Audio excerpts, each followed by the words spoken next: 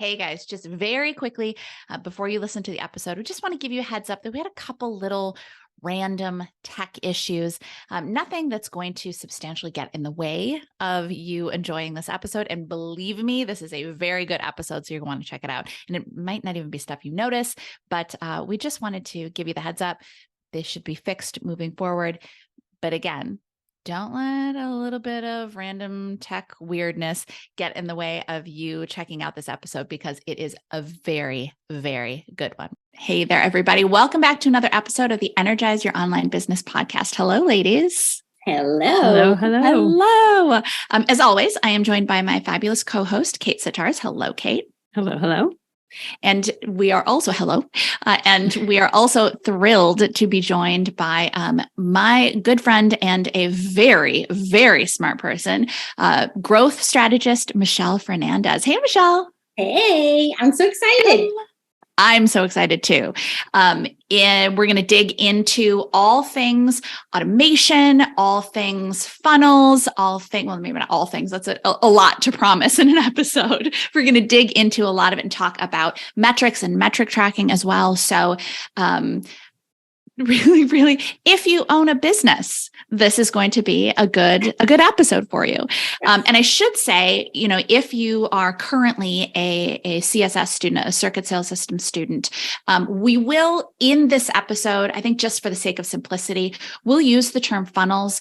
CSS students know that circuits and funnels are a little bit different. Funnels go one way and then they end, which is a big part of the problem. Circuits, of course, do not. They are an endless loop of getting people to purchase. But just for clarity, if we're diving into this, we'll probably say funnels a lot. But one of the reasons that I wanted to have you on the call, Michelle, in addition to the fact that you are just incredibly smart, is that not only are you a circuit sales system student and you are building your own circuit, but you also work with other circuit sales system students to build their circuits. Yes. Yes. So I guess maybe that's a good entry point. What mistakes have you seen people starting to make as they are, maybe just in general, as people are building funnels or building circuits and trying to add automation to their business? Mm-hmm. Okay, there's so many, only because a lot of people are like, wait, what's a funnel? It's a landing page. Okay. And then I just have these steps and then, okay. So a lot of times people just leave out certain parts. So when I look at a funnel, especially like a circuit or anything that are coming together for you to sell your thing, whatever the thing is, whether it's a physical, whether it's a digital, right? Your location, whatever your product is you need to have, I used to say 4 and now there's 5, right? They don't have everything working in harmony. So they don't either have their traffic funnel set up because a lot of people think, oh yeah, I just turn the ads on, but there's a whole process. There's a whole funnel within your traffic funnel, right? Mm-hmm. So let's just say Facebook ads. It's like, okay, maybe you have top of funnel put on and you're only reaching cold people, but then you're not retargeting them to get back in the funnel, right? Mm-hmm. Or reminding them that now they signed up to watch this thing and they haven't watched it yet, right? Mm-hmm. And then a lot of people don't even include their warm audience, right? They're just thinking, I need to go to cold. Well, what if so there's different things within that traffic funnel, right? Then obviously you have your landing page funnel and get all that going. Your email funnel, you obviously teach that in the circuit sales system, but there's so many people that don't have all the pieces of the emails together. They just think either 1 or 3 emails and they're good.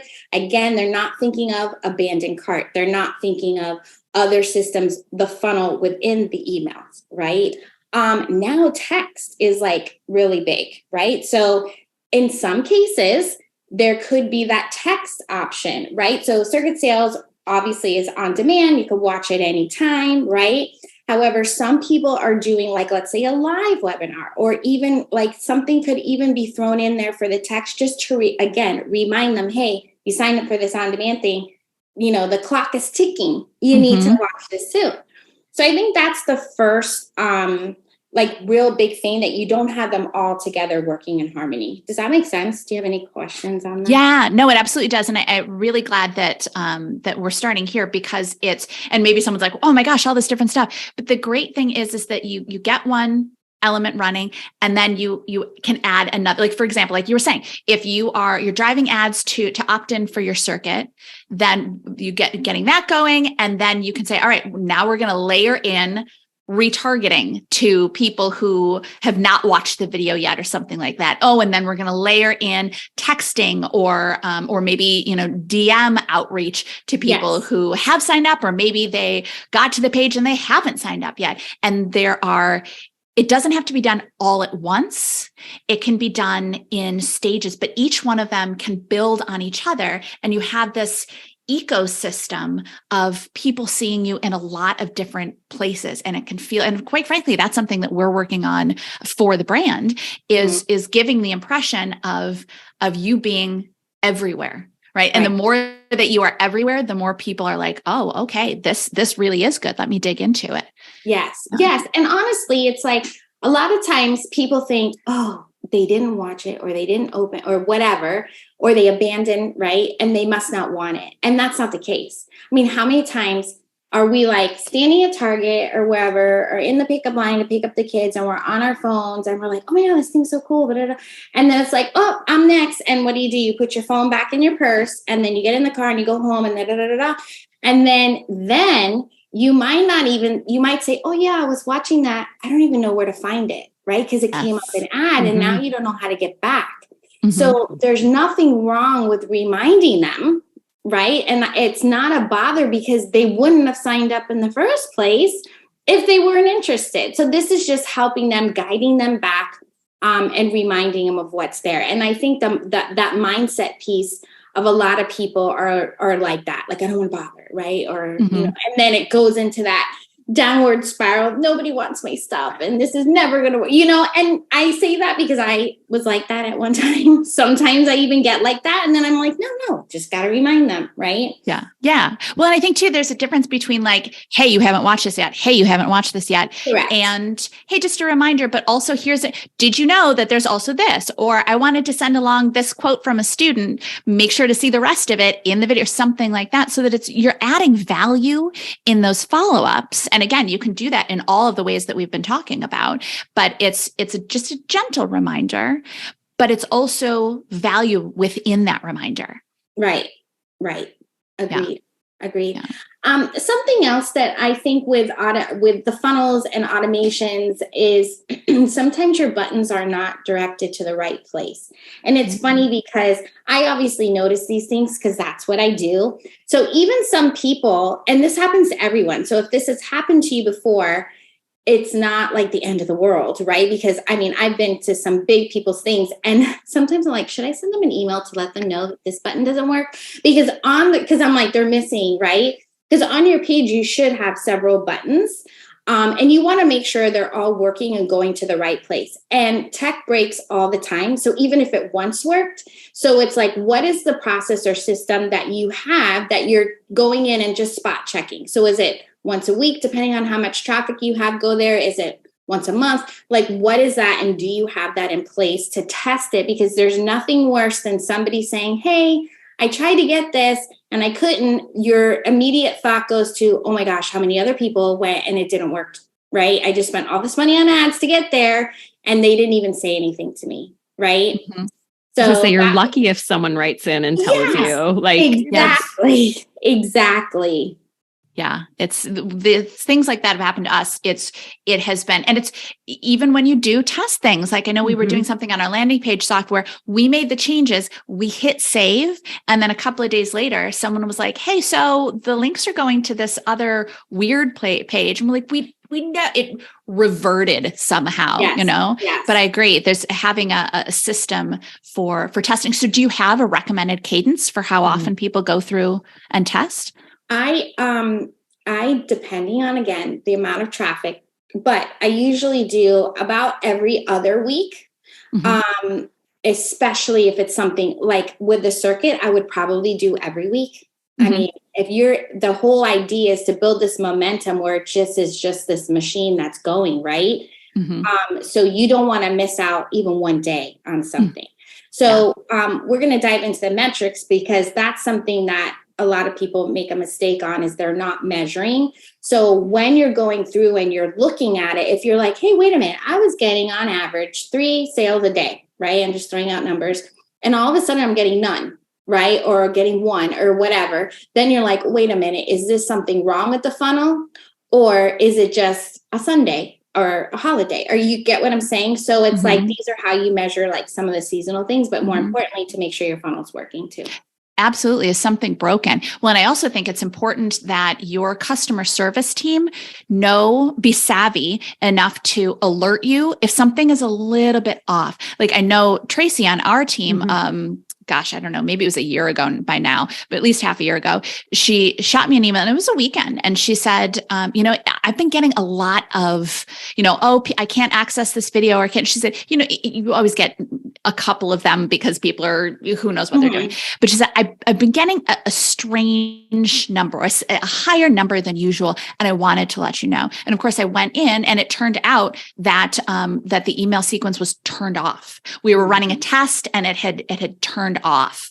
And so I could go in there and fix it, but I agree that I'm excited to get into metrics. I love metrics, but I track our metrics. Actually, we're recording this on a Friday. I track our metrics every Friday across our brands, but also our operations manager, Caitlin, goes into Samcart and just takes a look at all the brands, because on each of them, we have a general idea of what we should be selling every day, what we should be making every day. So I check on a weekly basis, and I can kind of go, whoa, something's a little bit weird, whether it's ads or whatever. But even being in there, just taking a quick peek on that daily basis, once you have a consistent system running where you know how many sales you should be generating on a daily basis, you can notice on a day basis, instead of like so many of our friends who have run live launches and they don't figure it out until after the fact that there was a big problem, and they get half of the numbers they were expecting to get. Yeah. And with that being said, I can't tell you how many clients of mine are like, oh my gosh, we didn't realize that our emails were not being delivered. So nobody got the before sequence or the sales sequence or whatever it was. And so they wondered why their launch tanked. Well, that's because of that, right? So to your point, it was a whole cluster because it was like, oh, I was counting on having a 6-figure launch or a multi-6-figure launch. And, maybe I got 1 or 2 sales because they saw me on Instagram or something, right? Versus actually getting in the sales sequence and reminding them again. Yeah. And then, it's not to harp on live launches, but like, then what are they going to do? They can't do their big launch a month later. They just have to deal with it. Yeah. Oh, yeah. Anytime we put on a new funnel, we put ourselves through it before we put it live for everyone else, which I think is you find so many things that are just slightly off and can fix them before it goes live to the world. And to your point, two things. I'm going to do this so I can remember the other one. To your point is I used to do just me testing. And then I was like, no, someone else needs to test from either a different browser, different, Chrome versus Safari and stuff like that to really just check in. And also you had mentioned something earlier, like you made some changes and then somehow the email got toggled off. So one of the other things is I'm very protective of the funnels. Nobody can touch the funnel, right? Because what happens if you have too many people going in and doing all the things, there's not one person that knows what's supposed to be there, what's supposed to be turned on or off or test mode, whatever, right? Because if you're in test mode and there's not somebody assigned to turn off the test mode, then you could be running your whatever in test mode, which would totally stink. So I would highly have like one person like own that or be in charge, and maybe a second, right? But then that's it. No one else is really touching the back end of your stuff.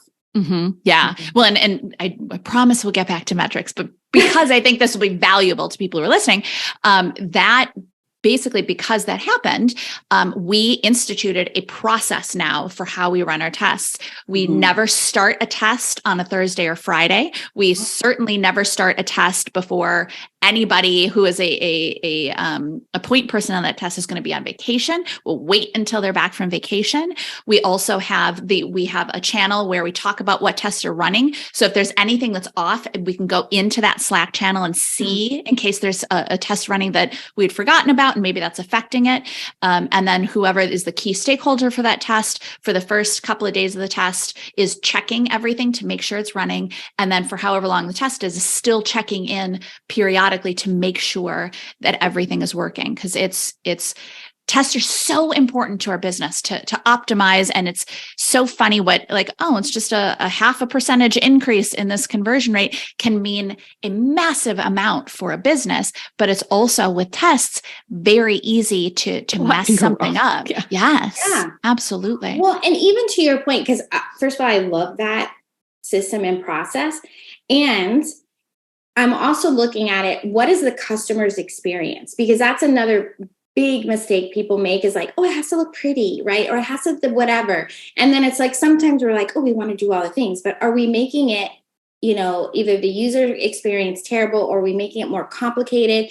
So sometimes I even have somebody on a team that has nothing to do with marketing, right? As like it, and may not even understand that kind of position. If you have that, maybe it's your mom, maybe it's your seriously. Yeah. And then come do they understand what this means? Do they understand what action you want them to take? I mean, it's even that type of testing. So I do agree with everything you said on the testing too, but it's also that. So then you can also say, okay, is it clear? Am I going to get, higher conversions too? Mm-hmm. That's a great point. Sometimes things that are so obvious to us, like, well, yeah, obviously they would just click that button. It's right there. It's very clear. It's not obvious. Mm-hmm. Years ago, I used to run user testing with a friend of mine for TripAdvisor. Just honestly, we just kind of learned it for fun. I was still the copywriter there, and it was so amazing, especially for the people who designed the page, to sit in another room and watch someone struggle to find where yelling at them, like, no, why aren't you? But then it's like, oh, okay, clearly we did the wrong thing. But like, it's like watching someone play a video game and wanting to take over for them. Yeah. Yes, exactly. Wait, no, hotter, hot, cold. Oh my God, that's so funny. That is so funny. Okay, so let's finally dig into metrics like we keep promising, and then keep very bait and switch of us, but I love it. I know. And you know what? You asked me before we got on, how do you describe yourself? And I'm still, because yes, I'm like an ads, a funnel expert in this. And I'm like, but really it comes down to creating growth. And that's what we're trying to do, right? We're trying to even create predictability, which is what you talk about in CSS. And you're also looking for profitability, right? Like, I mean, hello. You're probably like, Avi, Michelle, right? So when we're looking at the funnels of anything you're doing, and remember, I'm talking about all the funnels, and even in your business, right? As a business owner, we always want to be measuring, right? So Peter Drucker says, like, what gets measured gets done. And I like to say, like, what gets measured gets maximized, right? Mm-hmm. So a lot of times people are like numbers aren't their jam, or they're not exciting, or they're afraid of numbers. It's like not something sexy you want to see. And like I've heard people like, I kind of know what my numbers are and I don't really want to look at them. It's almost like, ugh, right? You know what I'm saying? I mean, even last month, I will be totally transparent. I was like competing with myself, like I'm going to get more this month. I'm going to get more, right? And then I was like, when I was looking at, because every Monday I do like income projections, and I'm like, oh, I don't think, I thought, okay, I'm going to hit it and I'm going to be higher, right? And then somebody's payment went to go through and the payment failed because of fraud alert. So it didn't go to the first of the month. So I was like, womp, womp. Like, I was like, yeah, I'm like, that's okay. The next month is going to be even better. However, when I was a little scared to look at my P&L and the bookkeeper sent it over, and when I looked at it, I still had like a 36% profit margin. So here I am. I switched my thing in January, my thing meaning my goal, from the sales number to the profit number. Mm-hmm. And when I started focusing on the profit, I was like, really, the sales go up. So it's like vice versa, because I've seen so many people say, I want this $1 million business. And it's like, seems like a number that we're all shooting for. However, so many of those $1 million businesses are not profitable. I don't want to say most. Some of them are in a loss, right? So I'm like, well, wait a minute. I don't necessarily want to be like that. How can I do this? So that's when I really started diving in and taking a look at the numbers, because that's when numbers become sexy. When you see the zeros in your bank account, when you see the percentages of your profit margin, right? And it's not like a negative or a zero, right? Do you guys agree? Have you been? Oh, yeah. Yes, exactly. It's business. At some point you have that month, or you have that where you're like, I just paid to be in business. There was nothing. Absolutely. And quite frankly, too, we've had months where we have been in the hole. There's been an overspend on Facebook ads on my part, certainly. And you like, oh, wow, I am literally paying to be in business this month. I am a nonprofit. Yeah. It's every business goes through that at one point or another. The key is just to not stay there. Yeah. Well, yes. And those are lessons learned. And honestly, sometimes you have to make certain investments to get the return on the investment that, will build the momentum, and that will come in a month, 3 months, whatever that could be. And to your point, we don't want to stay there. Right. And so even though I was in the mortgage business for 30 years, I did always use a calculator. So numbers were not always like my jam. But when I started to really look at these things and really dive into why are some businesses taking off and some aren't, right? Just being in a group of people. I'm sure you've seen that too, where you've been in, you're like, everybody all starts at the same thing. And some people take off and some people are the same, or some people are doing things over and over and over. And it's like insanity because they're not getting any changes, So I was like, wait a minute, how can we figure this out? And it comes down to the data, right? Because when I was talking about that downward spiral, you do want to quit because you're like, I am running a not-for-profit. So what am I, why am I going to stay in this anymore? Right? So when you have the data, you don't have the drama, right? Because you're literally dealing with the facts of what is going on. I remember this was several years ago when we had the housing market crash. So it was like, I was in the mortgage business. So there was quite a few months where I was not getting paid because everything just stopped, right? Even with deals we had in the pipeline, didn't close. It was like a whole thing. And when we were coming out of it, because we use our credit cards to live off of. And when we were coming out of it, I finally faced up to what it was, added it all. I went over to my husband and I'm like, we're this much money in debt. And I was all excited. And he's like, what is your problem? Did you hear the number that came out of your mouth? And I'm like, well, yes. Is it a lot? However, now we know, and now we know what to do about it. Now we could come up with a plan. So it's the same thing. So no matter where you are, what your number's at, it's just is what it is. And it comes down to where is the gap? Now you know what you're going to focus on, because then what we focus on grows. Exactly. I love that. For me, I think that one of the big turning points, aside from instituting the circuit for our first brand, was really getting serious about my numbers.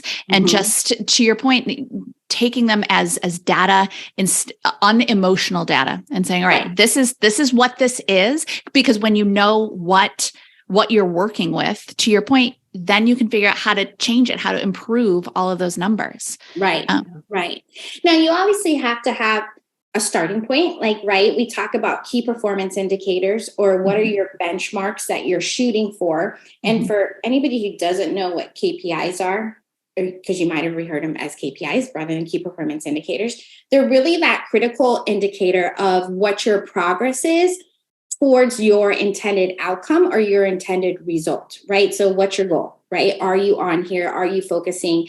And honestly, there's certain industry benchmarks where, depending on my clients, I'm like, okay, you're already above the benchmark. So now we're going to move your benchmark up, right? So, if you hit this, okay, that's the industry standard, but that doesn't mean you have to settle for it. It's like, okay, what can we now test and tweak to go from, let's say, 30% conversion to 35 and then 40 and then 45, right? It doesn't even I think a lot of people think I got to go from 20 to 50. And that's just, sometimes it works because you don't have your messaging, right? And you could change that and miracles seem to happen. Yeah. But these are things where it's like those little teeny tiny increases make a huge difference in what's happening, especially on a daily basis when you're looking at it.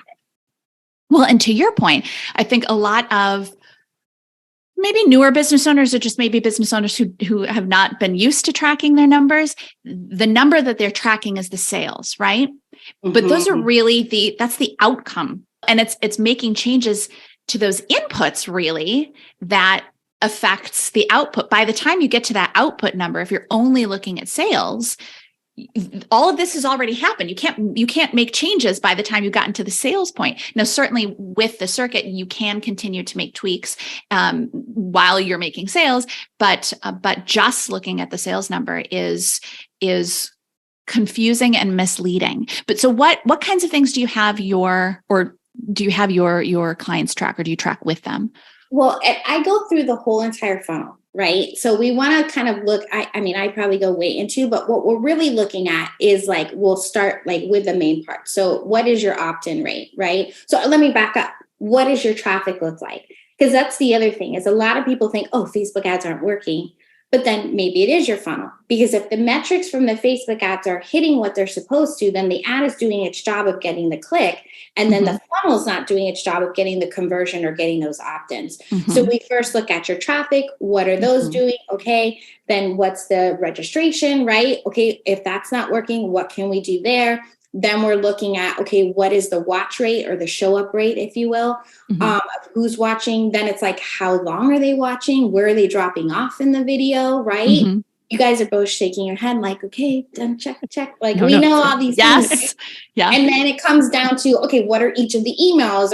Where are we clicking on, right? Because the open rate is like what we used to track, which we can still kind of track that, but it's not as accurate as the click rate, right? So it's like, what are you doing in your emails to make sure they're getting clicks, and are they clicking, right? Do you have it? And Nicki, I don't know, you can confirm this for me. I had once learned that most people read like the first couple and then the PS. Some people like are impatient. So it's like, okay, so if the change needs to be made, could you put the click link somewhere in those two things where they're going, like those little things. And then it goes again, depending on your sales process, what is that? Are they clicking when they're watching, like all those things, right? Yeah. So I just go in the order. And then when we see, I have my friend call me all the time, this is done. I'm like, get your numbers out. Let's just hold on, hold those tears. Because what happens is this pink neon sign comes bright and it's like, focus here. Yeah. Right. And by having these KPIs and these benchmarks allows you to keep your eye on the prize, and you know exactly what to focus on, what matters most in order for then the domino effect to get to the sales like you were talking about. Yeah. Well, yeah. And also the numbers, but also the context around those numbers, right? Like we were talking about traffic, and something we've been dealing with on our brands, and then also talking to our CSS students about, is that if you're targeting to the wrong audience, let's say you're running Facebook ads and you have a really compelling message, like say for us, we 40x'd our business over the course of 2 years. That's something that's going to be broadly interesting, above and beyond our target audience of course creators and like group coaching facilitators and to some degree one-on-one coaches. So it can be that sometimes an ad can be performing really well in that it gets people to click through a page. But if it's not the right audience, and actually even the same thing, if it's not the right audience, if they opt in, your opt-in rates to the page can look great, but the back end, your sales are not going to work because it was fundamentally not the right audience first. And then the same thing on the video views, which is something that we're going through with our students, because as you know, you can split up the viewing of, it's on demand. So you can split up the viewing of the light bulb video to a couple of different pages, which most people do. So if people go in and all they look at is the completion rate and they go, 48%, I worked so hard on this, and people are only watching 48%.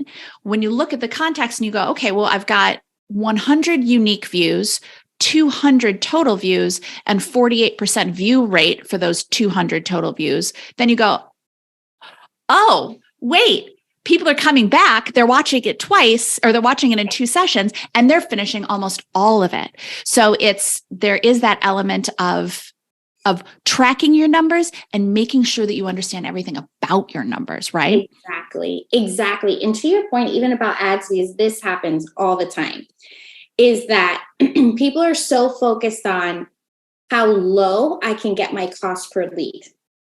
And I am always like, obviously, I would love for you to get dollar leads, 50-cent leads. Like, I don't even know if that happens for anybody anymore. However, I would pay $50 a lead all day long if I knew that $50 was going to turn into a sale. If I knew that this audience is going to cost me more money, I would pay it all day long. And also, if you have memberships, you need, what you're selling is a membership.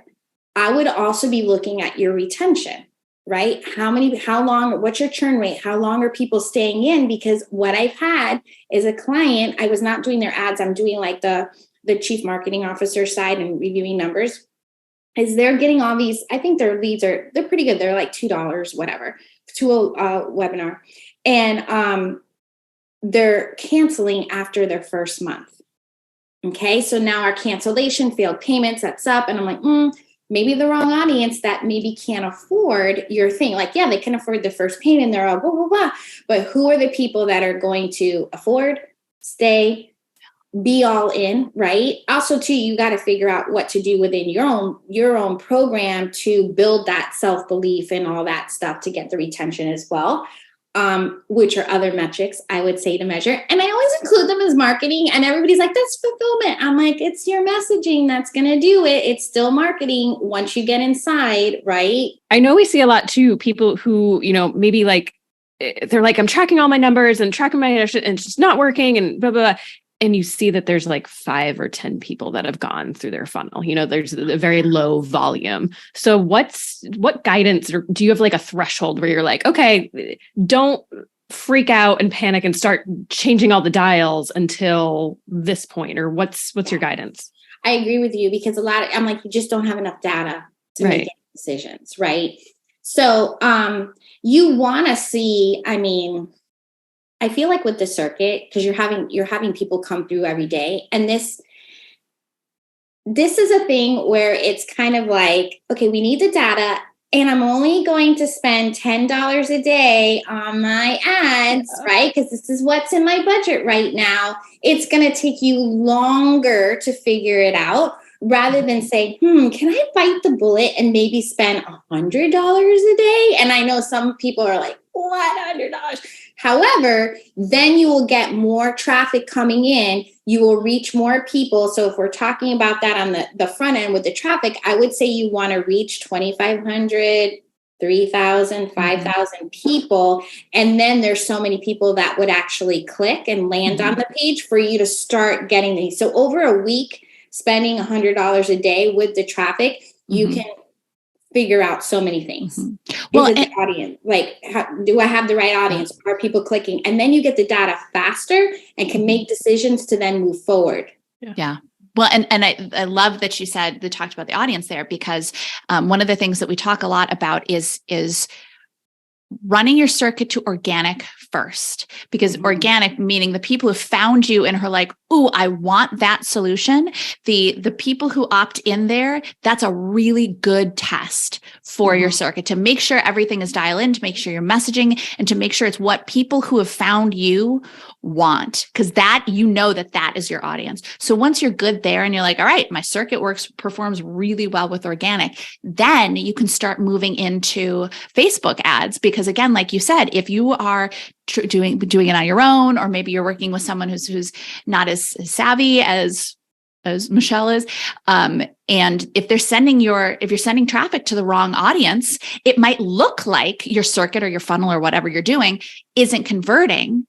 But if it's the wrong audience, then of course it's not going to convert. So you kind of need to know with the right audience first, so then you have proof that it works, and then you can go out and try to find that right audience with your ads. Yeah. Right. There's just so much. And what's really cool about all of this that we talked about today, and really keeping we're looking at the health of your business, right? In total. So even though we're in this thing, we're talking about funnels and, and traffic and things like that, like this is really your whole business, right? You need to have that, and really looking at that. And it really just gives you more clarity on, like, should I spend more money on ads or not? Right? So is it time for me to go all in, or is it time for me to hire another team member, right? Do I have the revenue to do that? Am I going to get enough students to do that? Like, what does that look like? It's really all about like kind of connecting the dots with your ability to grow, right? Taking the guesswork out of what is actually working and what is not working. Because when you have it, like I said, when you're able to see it all, it will clearly jump out of you. Even if you don't know what to do or what the numbers mean, you're going to be like, I know that this number should be this and it's down here, right? So here is the hole, right? Yeah. So, yeah. I agree. I think that there's, until you start digging into this for a lot of business owners, it can feel like business can feel very amorphous, like it's a matter of luck or hoping, or I hope this performs. But when you actually dig into your numbers, there's a lot less luck involved. Sure, there can be some serendipities here and there, but it's really dialing in and going, okay, it's not just, well, I hope it happens. You go, okay, this isn't performing, so we have to change this, or this is performing, so let's dial this up. And I know that, if someone's listening and thinking, oh my gosh, there's so many things to think about, take it step by step, or hire someone like Michelle to help you work through all of this. And you were showing us this dashboard that you're now creating for your clients that makes it clear for them right there. Yes. Exactly what they should be looking for and how they're performing. And then that's the kind of thing that you can look at on a week-to-week basis. Yes. And I really love it because it really allows, like, especially you as a CEO, like, it's very clear, concise, and you know quickly what you need to take action on, especially at the rate and as the CSS, as your circuit is going, it's like you're able to make changes like in real time. Like you can make them very quickly, and then you can tell your team what to do, right? Or here's what I know is next, and there's no guessing. And you know what? I'm just going to throw one other thing in, because I thought about something when you were saying about the organic. And okay, so somebody, one of my clients was sending everything to their email list, right? They got in front of another audience, converted all day long. Then it was, okay, now let's get in cold traffic, not converting so much, right? Yeah. So it's kind of like, were people coming and signing up because they got to see her and felt warm with her and trusted her, or was she edified by whoever other audience was in front of? So now that we're the first time in front of cold audience, we're like, okay, hold on. This did convert for warm. Where is the disconnect for cold? Is it the audience we're going after? Is it the messaging? Because now they don't know me as well. So it's even things like that. So don't get discouraged if that happens to happen to you. Did I say that right? Because it's all figure outable, right? We can do this. Especially with you're like master messenger, right? So it's like, okay, what are those little tweaks that need to be done? Because you can get the transformation, you can sell the program. It's all about, you can sell anything with the right messaging. Oh, I love that. I love that. I know, because I practically could keep you here all day and chat so much more. And you and I have already talked about how we're going to do a special training on your dashboard and on metrics and put it within the CSS program. So CSS students, if you're listening, if it hasn't come out yet by the time that this episode comes out, it's on its way, because Michelle, you are so smart and you're such a great resource, and you get marketing at a depth that frankly very few people do. So I want to thank you for sharing your wisdom with us here, and then soon within the CSS course. Yeah, but at this moment now, if someone's like, I want to talk to her now, I want her help now, where can people find you? You can find me on Instagram at the Michelle Fernandez. Just send me a DM and we can connect that way. Awesome. And thank you for the compliment. It means so much coming from you, because I feel the same way about you. I mean, every time you open your mouth, I'm like, man, she's so much smarter than I think every time you open your mouth, I'm like, it's like, one level up smarter than I thought she was. Oh, that was such a great idea. So thank you. Oh, thank you. Yes, it's a mutual admiration society. You're amazing. You're amazing. Yes. So we have given you a lot of stuff to think about. This is definitely one where you have to kind of go back and scribble down some notes. But it is all more than worthwhile. This is where some of the big little changes you make can become big things in your business. So yeah, go back, take notes. And again, CSS students, if it's not up there yet, depending on when this episode comes out, it will be up there soon. And we get to take even more advantage of Michelle's brilliant mind. So thank you, Michelle. This was awesome. Thank you. And with that, we will catch you all in the next episode. Bye, everybody. Thanks for tuning in. Do you want to learn how to sell and scale your offer on autopilot every single day without the chaos of live launching or the low conversions of Evergreen? Who doesn't, right? Get our free on-demand video training at circuitsalessystem.com/free. And of course, don't forget to subscribe to this channel to make sure you never miss a video. We'll catch you next time.